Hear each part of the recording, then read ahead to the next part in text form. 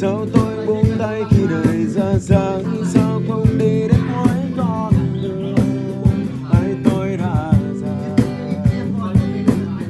Bao lối tôi chưa được qua hàng cây, chưa nghe mưa rơi lao sao ngoài ngóng. Tôi là trong thế gian này, qua những tháng tròn, những tháng năm dài trôi thay như mây. Tôi đâu thấy đang hồng như giấc mơ, cách xa những mong chờ. Có khi lại là tôi chỉ tôi hay có rất nhiều, tôi đã quên mong những từng hơi thở.